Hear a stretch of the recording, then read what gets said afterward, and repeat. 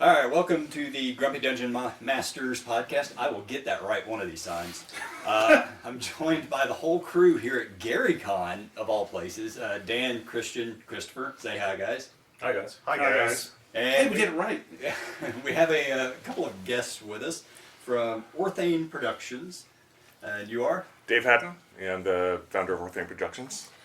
I am Jill Waller, and I'm an Egyptologist working with Orthane Productions on the game Keshanar. She's our Egyptologist in residence. I see. That is how incredibly geeky committed we are to this. It's to this dedication. thing. That makes me happy.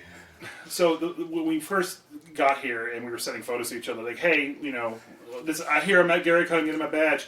The first picture we took was Jay out in the parking lot. He saw your van, sent a photo of that van to Christian. He's like, hey, All right, he well, found something for you. I'll confess, I did suggest maybe more than once that we should steal your van. Every single day we walk It's by. insured. He was suggesting it this morning. Yeah, we drove by it again, and I saw it. I was like, oh, I really want that van. Traveling billboard, yeah. Yeah. It's great. In fact, I had to, I snuck some cash to one of the valet guys so that they could move it up on the rows. Yeah. We've noticed it each day. And, like, the joke was, like, he's such a huge guy that we're like, I got an SUV, I don't know if all of our baggage is going to fit in here. And I was like, oh, maybe we just rent a full van. And the joke was, oh, yeah, we'll get one with the wizard on the side of it. And then as soon as Jay got here, 5 minutes later, we get the picture of your van. I'm like, holy shit. Maybe we can just get that one instead. Literally a wizard on the side of it. Yeah, Well, Queen, I guess, right? Yeah. one of my partners, Mark's brothers, we were driving. This is part of a 2,500 mile circuit that we're doing for running one-shots, Keshanar one-shots at cons. And so we went to Scarab Con first, just because it was called Scarab Con, so we had to do it. We actually know, I personally know the owners of Scarab Con, well, the group of owners that are in Scarab Con. We all had a friend, Randy, that used to be a part owner. He sold recently. I was helping them trying to find places to redo because the hotel just closed their venue. It was crazy. Yeah, it was absolutely crazy. I didn't know you guys were there. Yeah, I couldn't go to this year because I was coming out here to GaryCon. Like, Honestly, I think the new venue is probably better. It's the museum. Yeah. It's awesome. Yeah. It's really, really cool. We gave away scarabs, hand-carved scarabs from That's Egypt. really cool. And, Nice. Did you get the Scarab die for the year? yes. Yeah. Yeah, they had the scarab on them. And then we drove from there to here, and then we're driving back. It's 2,400 miles. But on the way, Marx was asking me, he's like, so what are we going to call the van? He's like, yeah, what's the ancient Egyptian god of like travelers? And I was like, well, Khonshu would be the closest. And then he was like, Khonshu, Conshu. That's going to be the license plate. Khonshu, that's amazing. That's great. perfect. That's what he was trying to write. Yeah. Okay, then I can just write the name of the god Khonshu. When he was Pretty asking much. It's just got to have a C in the front, but Yeah, he was asking me how to write Khonshu in ancient Egyptian, and just written as like Khan and Shu. I was like, all right, I'll make this in like alphabetic letters, I guess. So one thing I wanted to ask is, so can you tell us about what everything about the game is? Because I really want to get into the Egypt part of it as quickly as possible. So I've been home brewing it for decades. I started playing D&D in high school 40 years ago. And one of the very first modules that I ever ran was one of the very first modules TSR put out, which was the Desert of Desolation series by Tracy and Laura Hickman. Pharaoh, Oasis of the White Palm, Lost Tomb of Martek. And, I loved those modules. And I was already fascinated by ancient Egypt, as so many people are, but that really kind of put the hook in by combining two of my favorite things, So then I started homebrewing my own campaign in high school for my friends, because something to do, And then it took a break for a while, because I'm not a serial entrepreneur, so when you start a company, it's all consuming. So I had like 3 different companies that I started and exited from. And then when 5e came out, I got back into it. A friend of mine dragged me to a place called Atomicon in North Carolina, where they do AL games, adventures. We know Atomicon as well. We got friends all He's over. he's out of South Carolina. So Yeah. he's Okay, very yeah. familiar with all of that. So when I went there, there was like 2 tables, right? And the DMs weren't really prepping very much, and I was like, oh man, I can do a better job than this. So I opened up another table, and before you know it, there was like 20 tables. And then Wizards came and did an epic there, and Ginny came as like a guest star. People flew in. It was amazing. So then I started really seriously committing to developing Keshanar as like something that I could potentially publish. And Yeah. it's a 1 to 20. It's a whole setting, Egyptian themed setting. It's not a historical role play, so you're not in Egypt. You're in Keshanar, which is a land like Egypt and more like what Egypt would have been after several thousand years if the magic, the gods, and the monsters were real. Okay. All right. I'm in. Yeah. We're all sold. Yeah. Yeah. Yeah, so we don't draw too much from like historical events, although we do some, in some broad strokes. But the culture, the technology, like all the hieroglyphics anywhere in the city, are real. Like she I'm working builds on them. that. Yeah, and so then it's turned out to be huge, really a good decision. Like getting Jill involved in actually taking the game design team to Egypt in December to do research. Oh wow. Okay. Yeah. I was about to ask if you guys had been, but that's Yeah, and I'd been before, but this time we went just for that reason. Yeah. I spent like over 2 weeks just going around all the sites and taking 360 video of things so we can refer back to it afterwards. I mean, like, we even ensure that that like we have these things called tomb tiles, so like dungeon tiles. We're making our own version that's Egyptian architecture, and that a lot of Egyptian architecture, most of it actually, they don't have like regular sized masonry units like a brick wall, because we have an earthquake, the tectonic shifts usually on the surface like this, and those walls fall over, right? So over the Egyptian ones, they have like stones that are strange shapes, and they go to great pains to fit them together. It's called irregular keys, and it locks the walls together so they become earthquake proof. Wow. And so we actually, if you look at our tomb tiles, you'll see the actual outline of is from structures Okay. like on the Giza Plain, like the Valley Temple. That's a model of it. Fanatics. That's next level when it comes to game design. Yeah, like I'm sure original Dungeons and Dragons in the very beginning, those guys were incredibly familiar because they came out of the wargaming and they would have known the history of Europe that they built their game off of. But you don't find that level of detail in modern gaming. You just don't. So the fact that you guys went that extra mile. No, and a lot of the times that when people hire artists or dungeon designers or map makers, stuff like that, you can tell where if they're trained as an artist or they're trained as an architect or otherwise. And it I can't tell you how many times they've looked at a dungeon and like, this entire place makes no sense. He's an architect, by the way. And We hear I that all the did my time. master's degree over at Notre Dame, Wow. and so it bugs me a lot when I'm trying to run something. I'm like, I should just redesign this. Then, of course, I never always run out of time. And I was like, okay, I'm just running this thing. Yeah, sure. Why 5-foot hallways everywhere? Sure, absolutely. That makes a whole lot of sense. And things like that. But what I was going to ask you, you took your team to Egypt to see the temples. You guys took 360 photos. You guys are clearly doing STLs for your dungeon tiles and monuments and things like that. As far as like sources that you're drawing from, obviously you're using actual ancient Egyptian to actually put on all these things.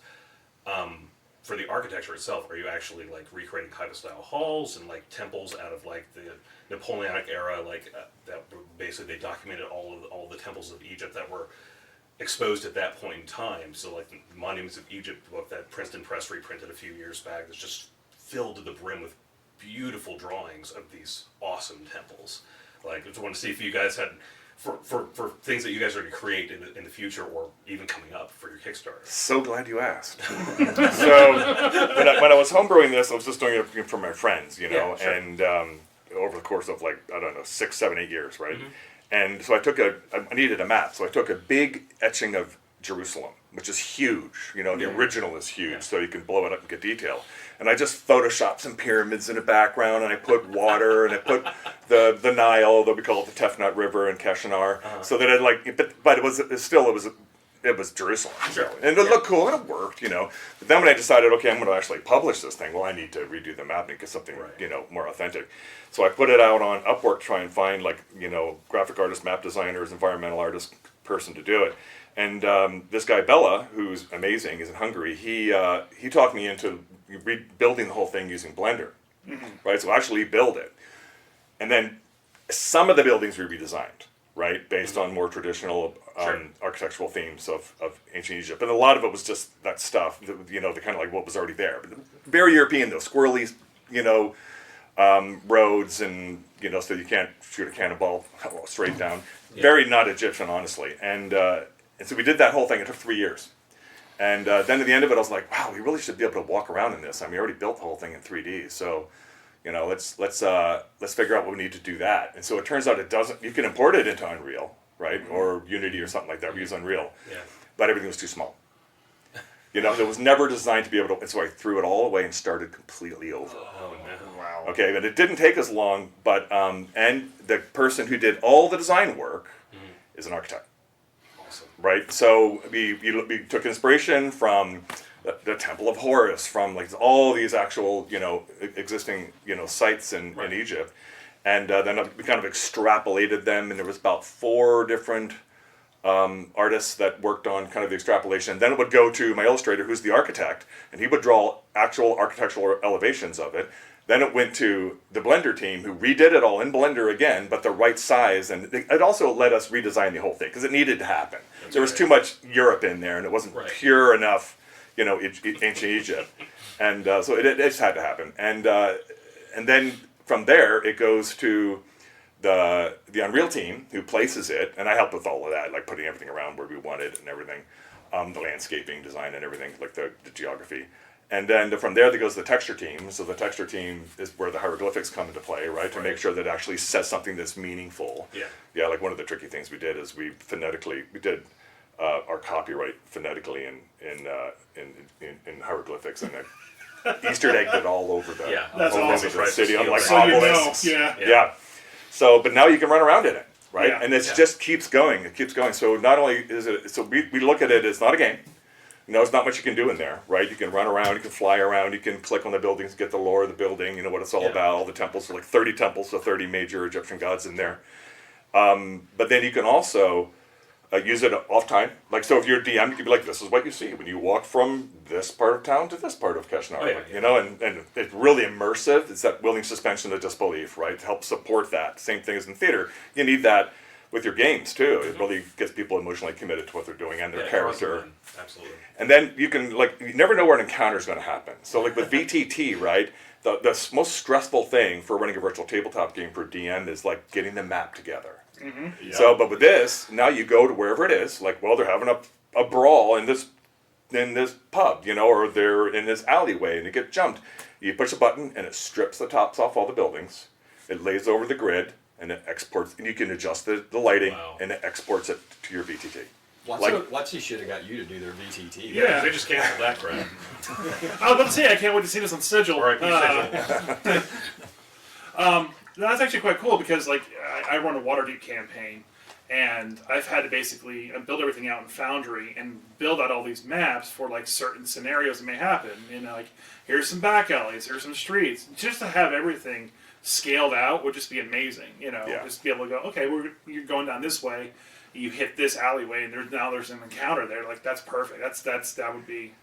It also has created endless opportunities for art. So you can do all kinds of, adjust the lighting, look at different scenes of the city, and then we basically take a giant high-res screenshot of it and then get an artist to overpaint it. Yeah. That's great. Do you have weather effects at all? Is that rain, sleet, hail, frogs? All of it. Not only that, but there's shipwrecks in the water with fish in them. Yeah. Yeah, it's nutty. Yeah, it's really, Unreal is just, it's unreal. It's unreal. Huge too. It's like gigs and gigs and gigs. Do you have frogs and locusts that can come and swarm in? Good point. Yeah, You'll have to wait and see. I'm actually very curious about the monsters and what you can encounter in Keshanar. Yeah, so we have 50 original monsters. We have this concept of a mirage demon, which is really cool, and we can show a little clip of it. The art's really great. Dariusz is one of our artists, and he's Polish, and he's just amazing. He's a huge following too. So when you're out in the desert, there's oases. You might see an oasis, right? And you get a little closer and you find out, it's just an oasis. It's not an actual. It's a mirage. It's not an oasis. Sorry, thank you. Yeah, I'm a little tired. And but what this demon does is it projects an illusion of an oasis, right? And then when you get close to it, then it drops it and it attacks you by absorbing all the moisture out of your body, and then your soul kind of becomes part of it. So it's like you see all little faces of all the people he's absorbed on it. That's really cool. Yeah, there's a lot of cool, very original monsters. There's also, Jill made the recommendation one about the headache demon.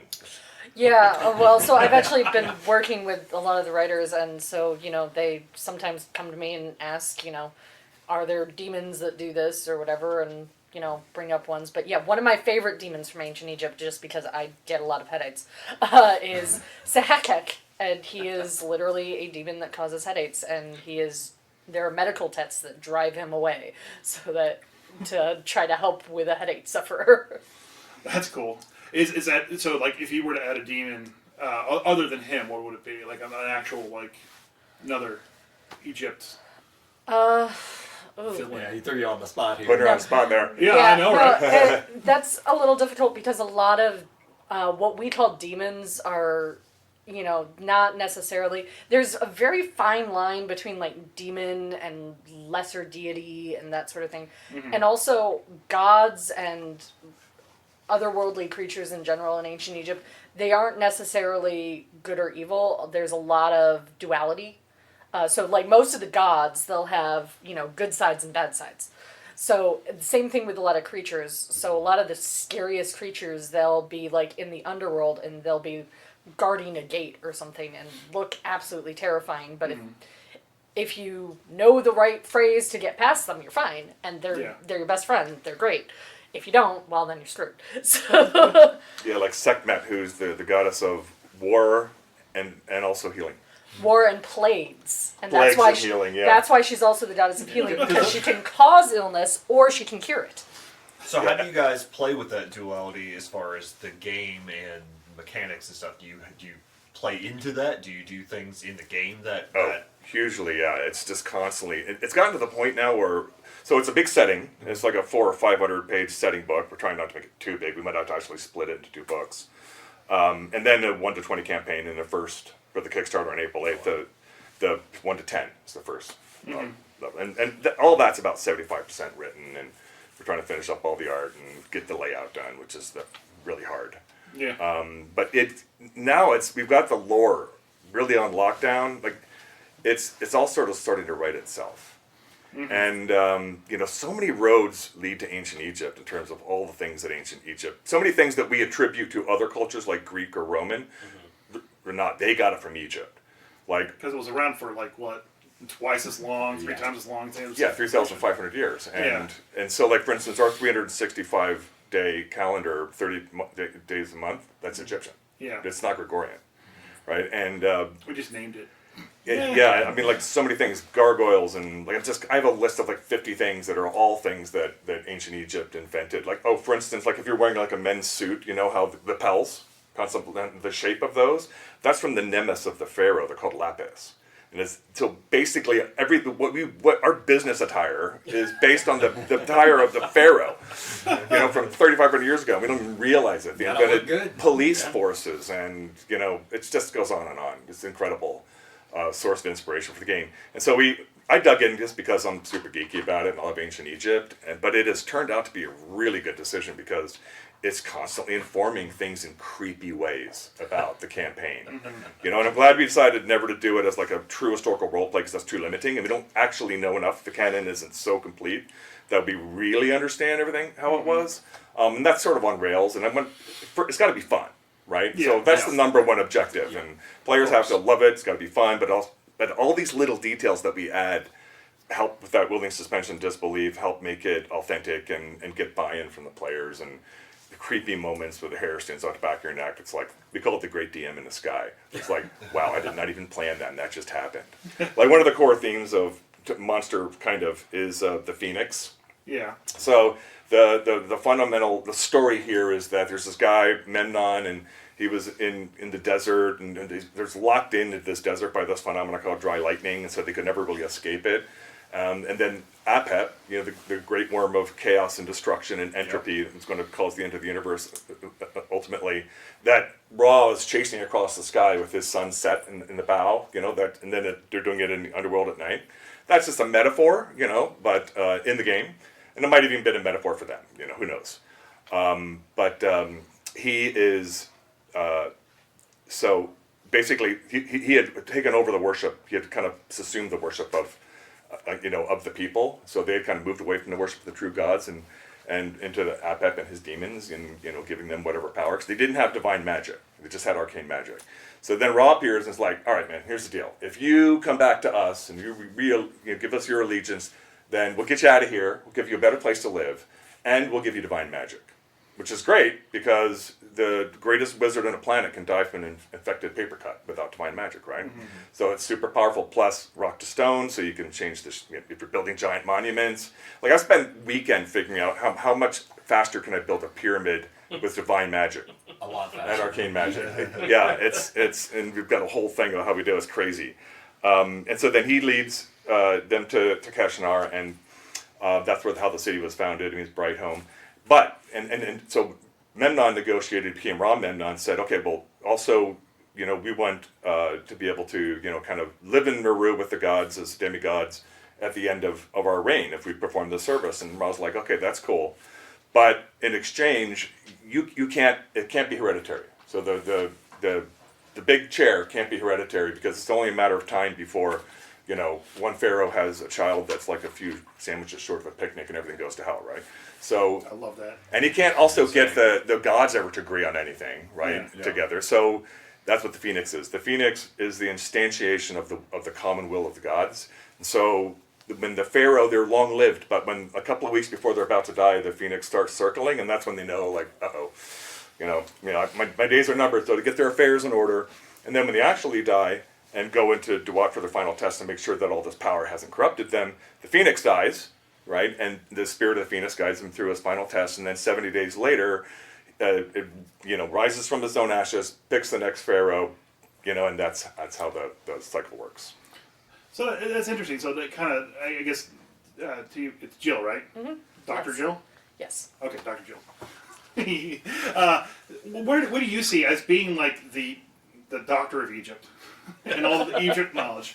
Like, how do you cycle like the stuff around from like what actually happened, and like try to also tie it into the fantasy you guys are creating too? Like, you guys you're drawing so much from the historical side, but you don't want it to be a historical fiction. So where do you see that line between? Well, I mean, I will say that I came into this very late. I was only hired, like a year ago? Not even.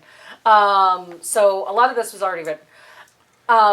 My role then is I'm more kind of consultant, so I work a lot with the writers, and we're kind of like fine-tuning things. But also, what we're hoping to do is do commentary in the books. So I'm going to basically be writing these little comments being like, this is what we did in the game because it's fun. Yeah. But this is how it actually happened in ancient Egypt. Okay. Oh, that's fantastic. That's Yeah.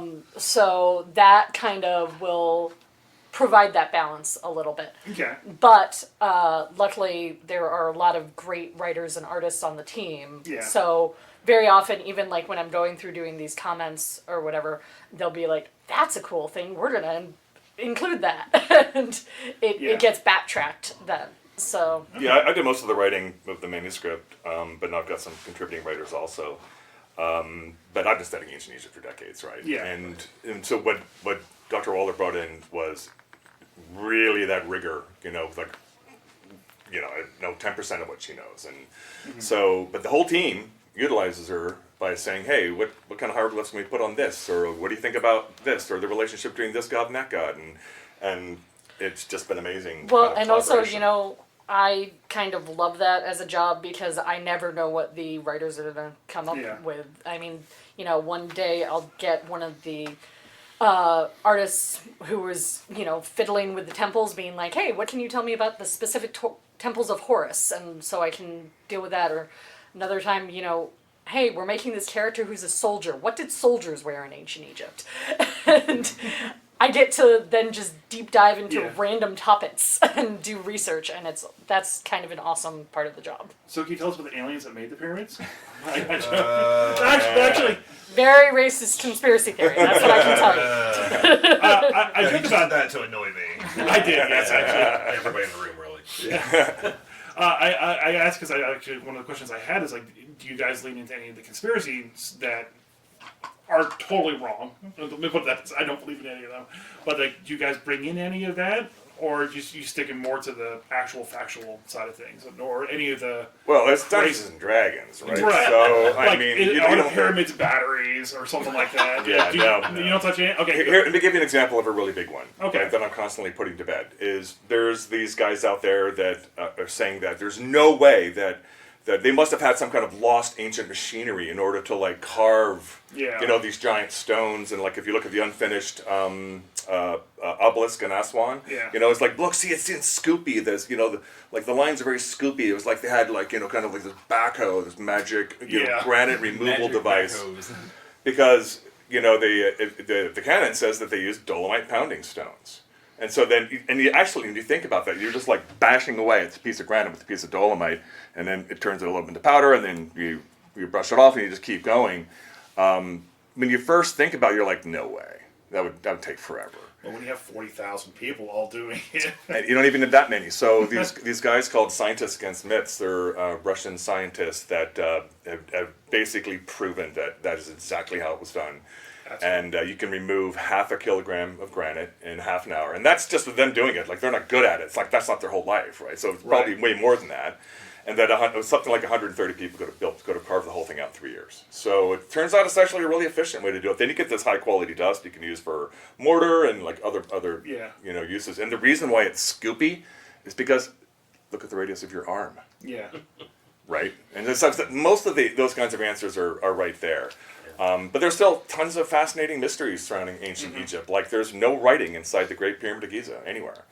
And now through muon detectors, right? So muon's a subatomic particle that degrades through solid matter at a certain kind of predictable rate.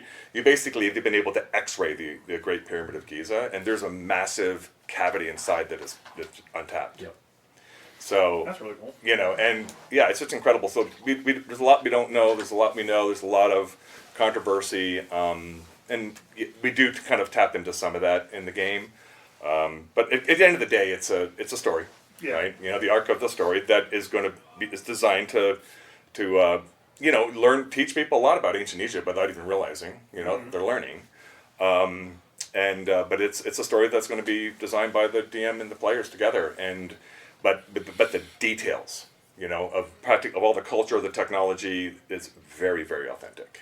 Okay. So, oh, go ahead. Since you started this as a homebrew campaign when you were in high school, is there anything that has made it like all the way to the to the end, to the published product, that is something that was something that you loved when you created it when you first created it, and you shepherded it all the way home to the final thing? I would say that the thing from the high school level era thing that really made it all the way through is some of the architecture.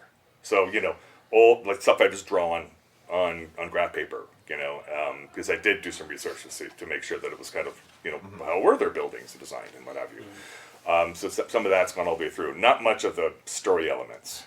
That's all been pretty refreshed. Right. And actually, the first time I ran it in RuneQuest. So in Chaosium system. And then and we're trying to make it pretty. At least the setting, I think, is game system agnostic. But then, of course, all the monsters, stat block spells, and everything, that's all 5e for now. But we're going to look at trying to port it. If the ROI is there, we'll port it to Pathfinder and other systems. Yeah. So did you choose 5e then because that's kind of the big animal in the room, and that's where the audience is essentially. Where most of the players are. Where the players are, where you can get people to easily buy in on it. I mean, we chose 5e because we like it. Okay, no, that's We like 5e. For me, Yeah. 5e is D&D, right? And it's I think it's easy, to run. I think it's really kind of efficient. It creates a low barrier of entry for new players to come into TTRPG. And I know, like, I'm super old school, obviously, and so I like RuneQuest. That's my old school system, right? But of course, it is also the biggest. And when you're doing something this expensive, and we're coming out of nowhere too, so Right. I don't have a big YouTube following like Legends of Atlantis or Yeah. so Yeah. so we have to spend a second mortgage on advertising in order to get I like for your the customer commentary about acquisition YouTube costs. ads earlier. That's Yeah. great. Yeah, and play whatever games we can figure out, right? Yeah.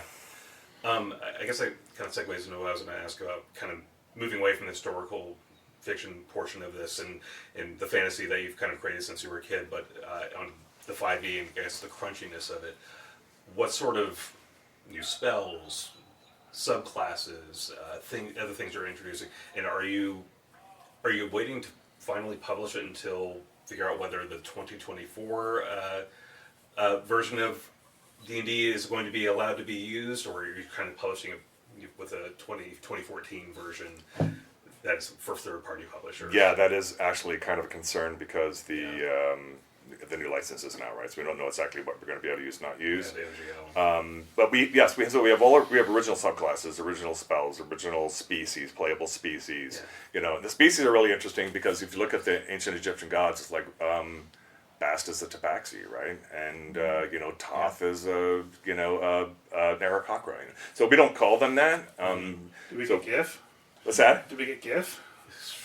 Who? The hippo people? I don't know, that's Yes, but we call them something different. Okay, You know? yeah. And I don't think that made the first cut, but there's what called Shaketi, which is like the Anubis-like, playable races, and Sobekiran, which is Sobek being the crocodile god, and so they have lizard kind of creatures, and so we just call them. They're called Celestiu. That's the name to be kind of invented. I got it somewhere doing some research. I don't even remember, but and they're revered in Keshanar because these species, right, which is the 2024 word set of races, resemble aspects of their gods. So that they're revered, and it just played beautifully into it, and Bess is a dwarf, and it's so that stuff that's really put in. But to answer your question more specifically, we have already updated everything to 2024, but there's some things that remain to be seen in terms of what we can and cannot use. In general, we try to avoid things that might bite us later, and in like terms of the words you can use, and try to make as much of it as original as possible, and that's better anyway, because we can lean super hard into the Egyptology thing, to the ancient Egypt thing. I have to ask this for my grandmother. My grandmother, Shirley, she was massively into Egyptian history. She could also, I'm going to say this incorrectly because she died when I was very young. So all I got was basically hand-me-down information from my parents and whatnot. But she could translate hieroglyphics, she could read them, and she wrote in a bunch of books about mostly King Tut. Okay. So, and she was also like more of a ghostwriter because, it was like the 30s and 40s. So you can't really hard for a woman to get published in that time. But she was a huge King Tut fan. I remember she had like a King Tut statue made of like gold and blue that just sat in her house. And I remember fondly she was really into all this. She would get basically paid to translate stuff that was just mailed to her, and she would translate it and send it back. So is there any kind of King Tut representation at all in the game at all? Just for her, you have to ask. Kid pharaohs, essentially, I guess. Oh, that's interesting. Boy king. No, but there can be. Okay, yeah. We're not quite done yet. Yeah. I was in King Tut's tomb 3 months ago in December. It's incredible. Yeah, it's like it's small, but it's some really interesting features like the 12 babbies. Something like I was told that she actually was sent on a trip over there so they found some new runes so she could go through and like read them all and stuff like that. I don't remember either because I was very young. I don't know the full extent, but I know there's some book out there with King Tut's head. And, What was her name? Her name was Shirley Waples. But I think they kind of like put her under as a pen name or something like that. Fascinating pharaoh. I mean, the history better than I do, but it wasn't then. It was right around the apostasy, right, of Aten. It was, he was right after the reign of Akhenaten, and actually under King Tutankhamun's reign, he was originally King Tutankhaten, but pretty quickly he restored everything to the old order and moved the capital out of Akhenaten, Tel el-Amarna, and went everything back, which probably also had to do a lot with his advisors. I mean, after everything with Akhenaten, some of the high officials in Egypt were probably very happy to have a very pliable 9-year-old. Yeah. So the pharaoh before said there's only one god. Yeah.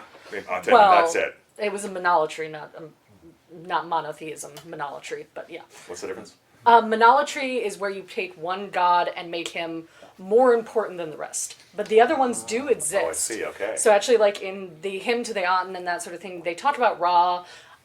They're in the houses at Amarna. The household gods are definitely still there. You get images of Taweret and Bes and, you know, the different ones that people are doing. But the Aten was... He tried to put that above the others. And yes, he did then, as time went on, not right away, as time went on, then he tried to be like, okay, well, Amun's still getting too much attention. We're just going to get rid of that and that sort of thing. But the other gods were still there because also ancient Egyptian religion, the gods are so intertwined and so fluid. You can't just go... It's completely against their mindset to do that. So it wasn't, monotheistic. And also, he then gave him and his family even more of a connection to the god than the kings before him already had, which was already like kind of a fixed point between the earth and the gods. The king filled that role, but Akhenaten took it to a new level.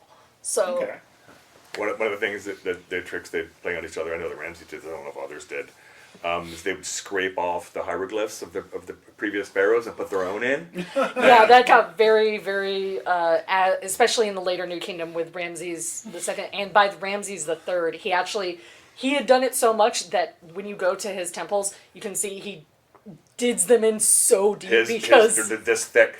So because that he's you like, can't nobody's scrape doing them this off. to me. I did it to everybody else. This is Right. my Nobody's doing change it to me. management release. And so that's one of the things we do, right? So when we have our hieroglyphics, like on in the like a tomb tiles and different places, we make them really deep. Yeah.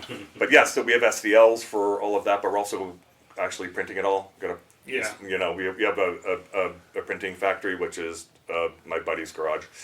But we had to install like a big venting system in there because of the fumes and everything. Resin prints. Yeah, and we're just printing. Oh, and also, I have it on me. If I don't, we'll cut this part out while I dig around for it. Do you have the D20?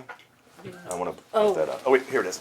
All right. So did you know that the ancient Egyptians invented the D20?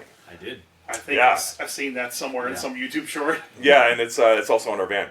But but they found the original one in a tomb from 2200 AD. And it didn't have numbers on it. It has, well, they're numbers, but they're like Coptic Greek, which is the language that's closest to ancient Egyptian. Okay. And It's so all descended from... descended from it.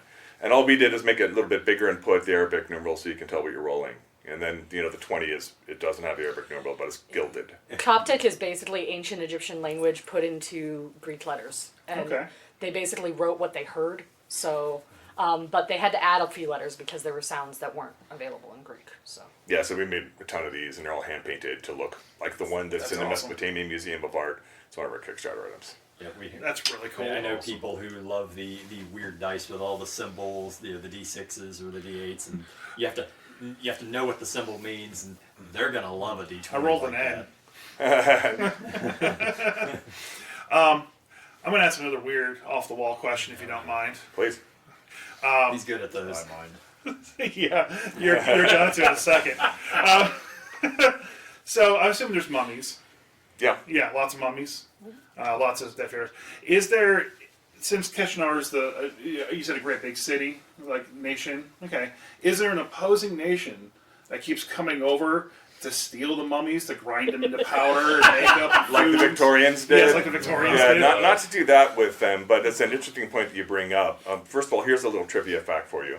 How many embalmed animals were buried in all the ancient Egyptian tombs during the entire time that they were doing that? Take a wild 372. guess. 70 million. 70 I mean, I knew they did it with They were cats. big on it. Yeah. And not only that, but they've discovered by X-raying some, like the mummified cats, that there's no actual cat inside. So they had there were scans going on even back then. It's like, oh, have this fine mummified cat for your Yeah. person's loved one's tomb. He's And got there's the no cat. worst- Well, It was a not funeral for the con tomb. scam. They usually were offerings to the gods. So basically, you would go to this site where they were doing these offerings, and there would be a guy selling these mummies. So you know, Sometimes that guy was Grifters sketchy. even back then. and sometimes the guy was probably sketchy. But yeah, no, because a lot of these were in catacombs and caches. So you'll get one catacomb with thousands of ibis mummies. Is that why they call them? Are these locally sourced cats? So the veil between life and death is very thin in Keshanar, obviously. Yeah. And they necromancy is not like it's not an evil thing. It's just a power that they have. And so like if you're walking around Keshanar, 25 million square feet of it. That's what the Unreal Engine thing is. It's 2.5 miles of actual like player walking time across. It's crazy. Wow. We're insane. You'll see what they're called duskers. So they're like skeletons that are like cleaning the streets, sweeping up, taking out the trash, holding signs for businesses, the blind are led by skeletor duskel dogs, and then there's also armored versions of them, that help supplement guarding and also out in the field. And yes, there are rival nations. So the world is Orthane. That's why it's Orthane Productions, and Kingdom of Keshanar is our first big setting. We're putting out, but there are other countries, and I've actually built the entire world in 3D also by cloning pieces of Google Earth to kind of match my vision for what the planet should be. So again, we can show this in an outtake, but you can go to Sketchfab and you can zoom in on the planet, look around, and there's clouds and weather, and it's nutty. So there will be other settings later. Okay. From Elan Royal and Kemsin and Barcaldine and other like Bascaria, a lot of it's figured out. Okay. So there'll be more settings later. Okay. But here's the thing, so the pharaohs got to take it with them, right? Who says you can't take it with you? Look at the pharaohs; they took it with them. So what actually happens, when the magic's real, right, Yeah. is that if you're a pharaoh or blood of the pharaoh, like you're a relative of the pharaoh, then you take astral versions of all of your possessions and all of your willing kind of bonded, bonds, men and women, right, whatever, with them into the afterlife, and they get to skip the judgment of Anubis. They get to skip the scales, Yeah. right? But they have to go through their own tests. The pharaoh has to go through his own tests, and if he passes them because he wasn't corrupted by all that power, then he goes and ascends into Uru, but if not, then he stays in Tuat and becomes an pharaoh. Okay. And so, but here's the thing: if the physical item is found or destroyed or stolen, then it impacts the astral version of it. I was going to ask about So so they're really, really keen on not having their stuff guarding raided. their tombs and Yeah. So they used to put them all on pyramids, but in separate tombs and try to hide them. But just like in ancient Egypt, they always get found and raided, right? Probably by the people that built it, potentially. And that's the great thing about Tud is it was the one that was never found. God knows what amazing things would have been all of those bigger ones, if we could have if they weren't raided. So what they did is they have a necropolis, which is this massive fortress, and so all of the goods and resources of the pharaohs, and plus it's limited too, because they don't want every pharaoh to bankrupt the country. So you get one boat, 33-foot long. What's it called? Messiket? The boat. Name of the boats. That's the bark of Ra, but Yeah. sure. Like that, right? That's what you get to take with you. So anything you put on there, you get to take.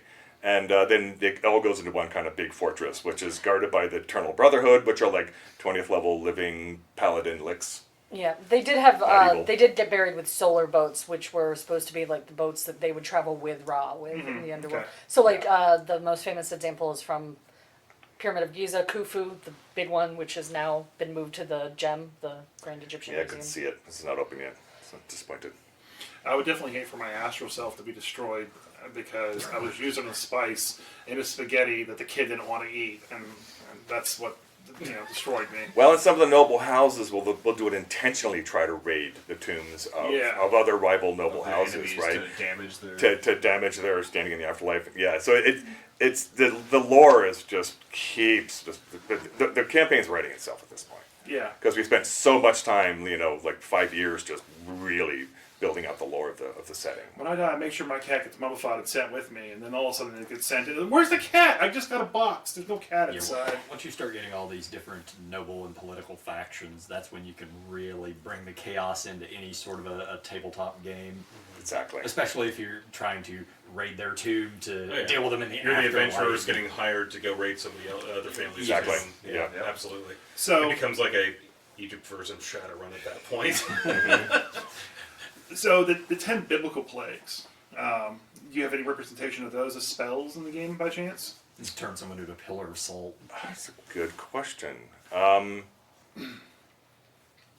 have to get back to you on that.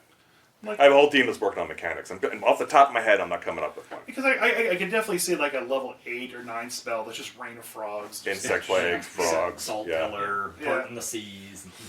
Yeah, those weren't really Egyptian though, right? Those were Right, yeah, Jewish. Yeah. Yeah. Yes. Well, there was kind of a version of parting the seas, but that was a miracle in a story from Papyrus Westar. Yeah, that was done by Charlton Heston, right?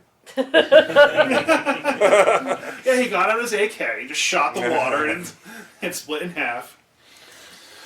I know you're sitting there with some kind of Egypt question that you have to ask. The man with the degree in Egyptian history. Yeah, but not the doctorate in Egyptian history. No, I'm just a regular man. It's a junior Egyptologist. I would actually. Is there anything that you found? Because there have been other games that have done some amount of takes of Sure. Egyptian inspired Yeah. settings or lore. Are there any things in there that have just really annoyed you, or just has something that has been a pet peeve that they keep doing that is just an obvious mistake, or something that is just They get formulaic, like so. Unless you do the research and really dig in, which is where all the good stuff is, and it's in the reality of all this Yeah. history actually, and it's all super gameable as it turns out. But there's a lot of I think there's stuff, and not to diss anybody else's work, right? But I'm sure there's stuff out there that's like.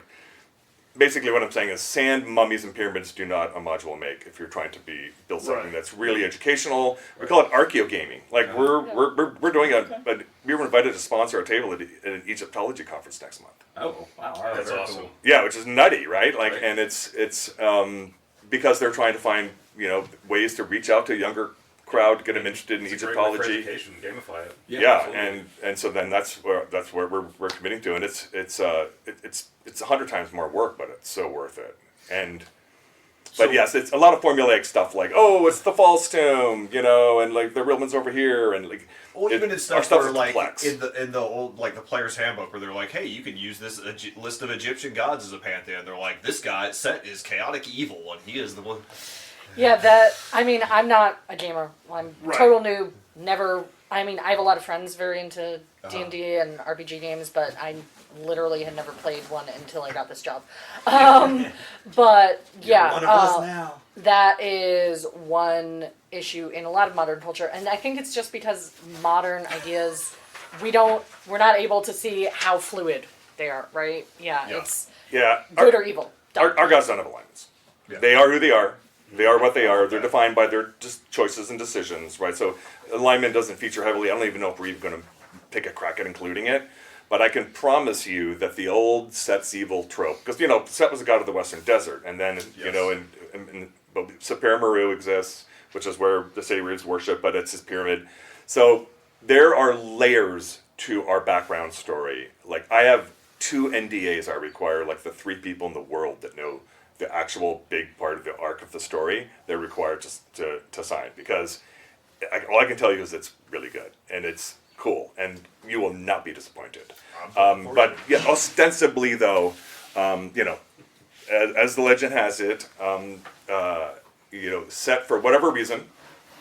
Yeah, there you go. Oh, I remember that. For Days of Demigods. Yeah. Yeah, I had Errol Otis sign it earlier today, so it happened to have it nice. on me, and yeah. Nice. Does it have the alignments of all It the has the gods? alignments of all the gods in there, yeah, so Yeah. you're right, yeah, Set is God of Evil and Night. Yeah.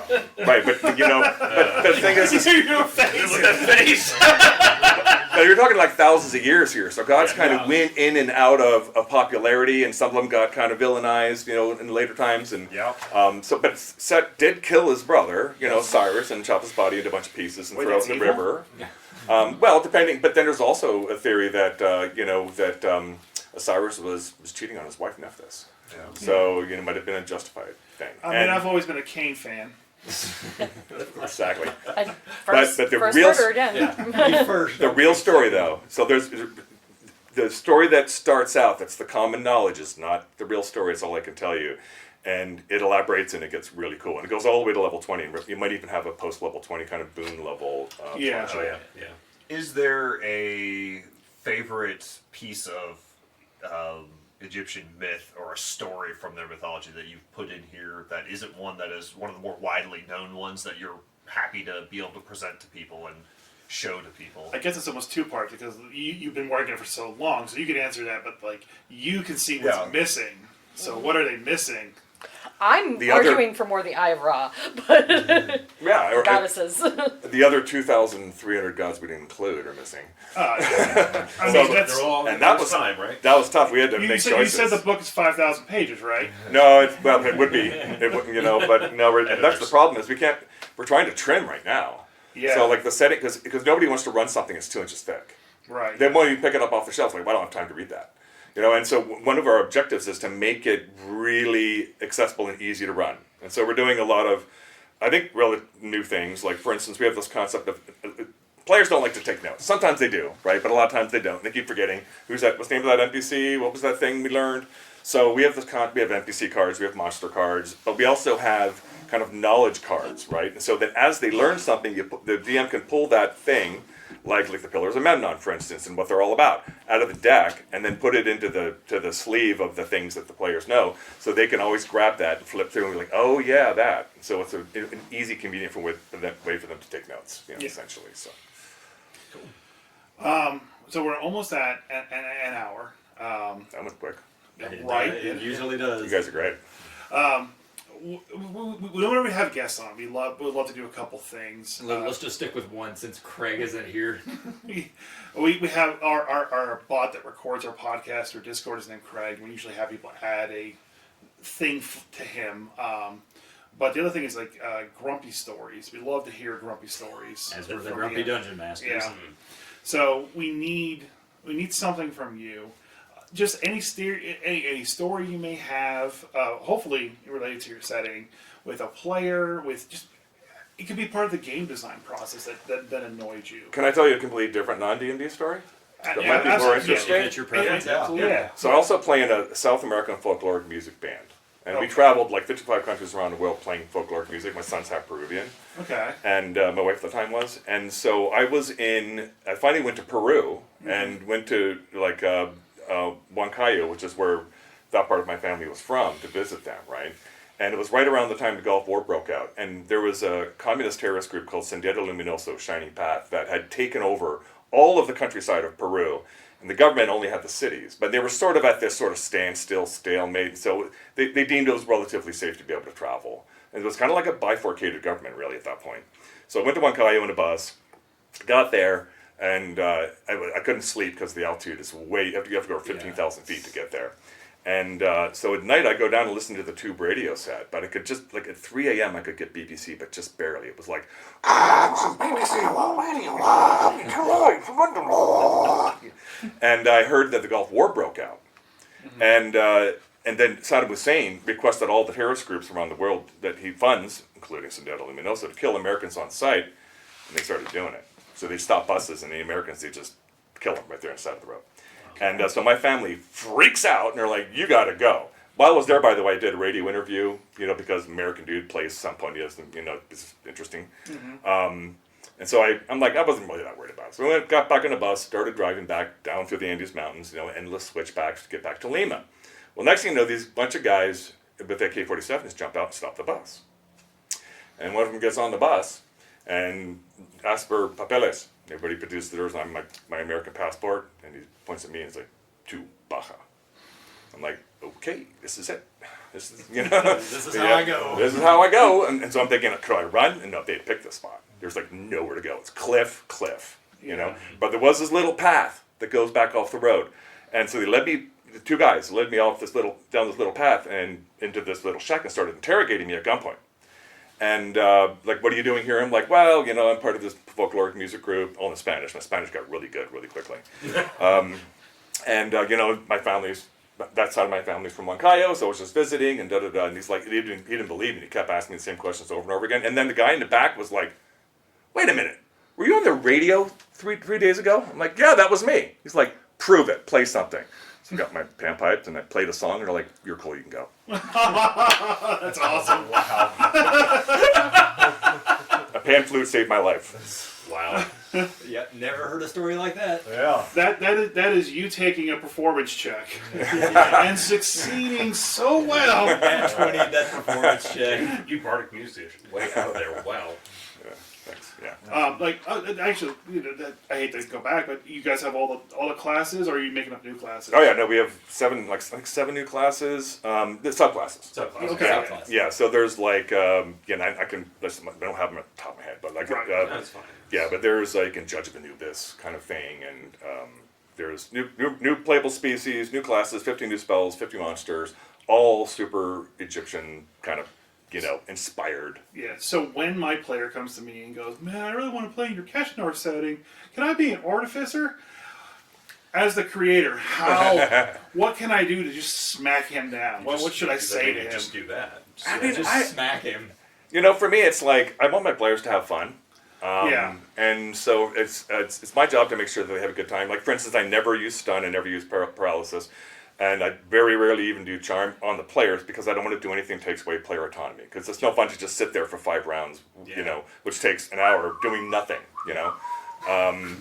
And so within reason, I like to let them do whatever it is that they want to do. And but I hear what you're saying. The real problem is when you get players that aren't super committed or not really committed to it, And I also don't mind rules lawyers because that way I don't have to be the rules lawyer, And so the way I would manage situations like that is just be like, let's put a pin in that. You can show me the citation later, but I'm going to rule it this way for now. Yeah. And it's just that's the way it is. I can't wait for the first. But actually, they had Triceratops that pulled the stones. I'd be like, Yeah.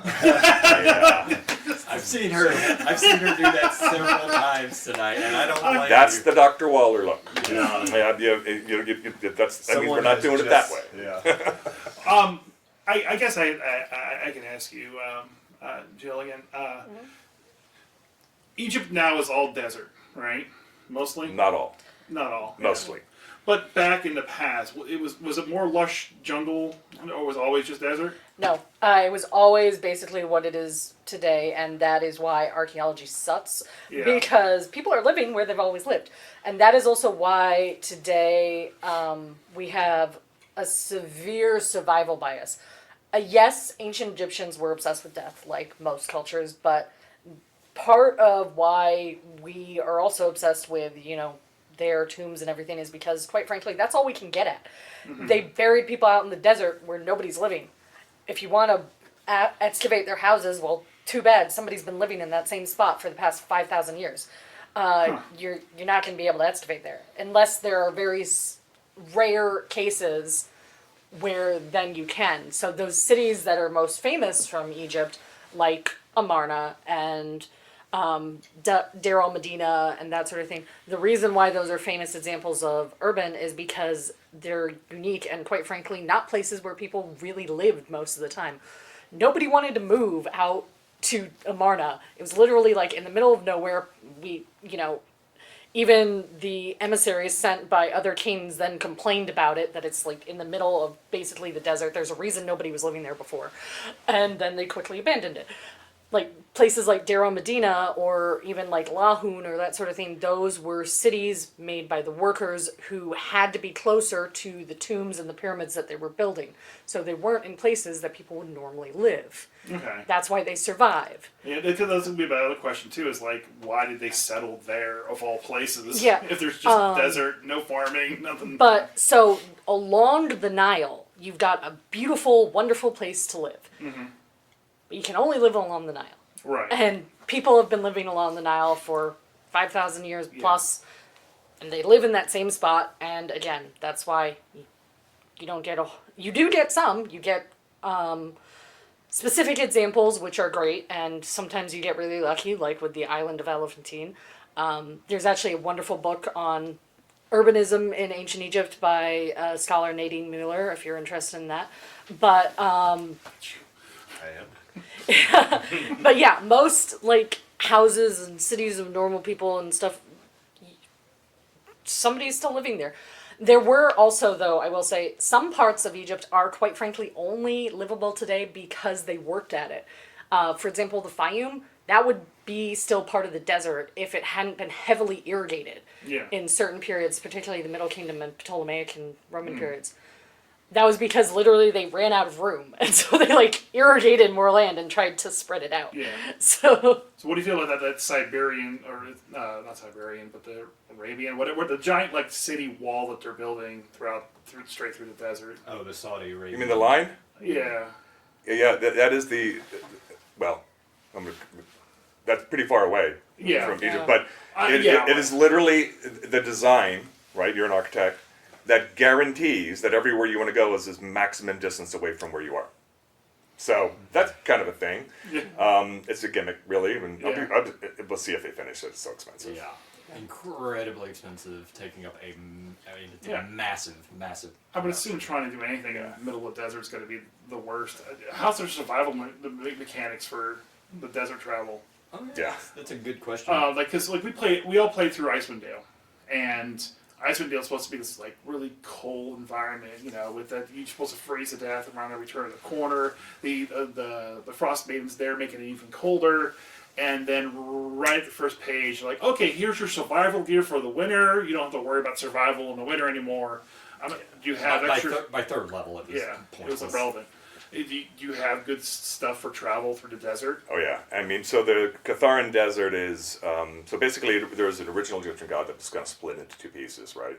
And Cathar is one aspect of her, and Anar is the other. It's kind of anode cathode. So Anar is the goddess of the desert, and Cathar is the goddess of lightning. And there's this constant dry lightning, spider-like lightning thing that's never stopped, except the very, very rare time it rains, and so it's the opposite, right? And so there are specific ways and techniques and that you can use to like not get struck by lightning when you're traveling through the desert, but not much happens in the first campaign in the desert actually. Yeah. And so you'll notice that in a lot of campaigns you keep moving, right? So you go to this village and you do the 10 things, and you go here and do the 5 things. Part of the reason for that is because you run out of things to do. Yeah. Right, there's nothing else to do there.